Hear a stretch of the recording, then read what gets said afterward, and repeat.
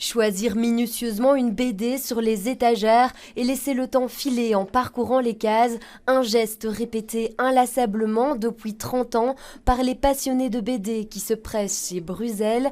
Cette librairie spécialiste du genre a été fondée en 1994 par Reynolds et quelques copains. Notre but, c'était vraiment d'élargir la potentialité d'achat d'une bande dessinée, de ne pas se contenter de vendre un Largo Winch ou un Tunique Bleu. Notre leitmotiv aussi, c'était de défendre la bande dessinée indépendante qui était, au début des années 90, vraiment balbutiante. On nous a pris pour des fous en disant ça ne marchera jamais.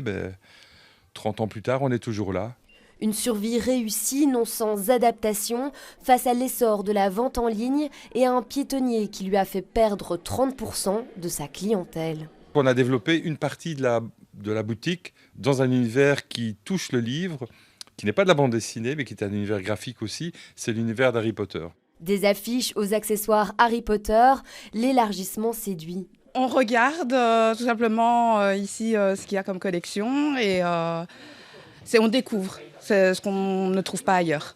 Puis, il y a les fans de BD qui continuent d'affluer dans l'enseigne, certains depuis le début. J'étais là à l'inauguration il y a 30 ans, je suis un grand fan de bande dessinée et je suis Reynolds comme libraire depuis l'époque. Qu'est-ce qui continue de vous charmer même après toutes ces années ?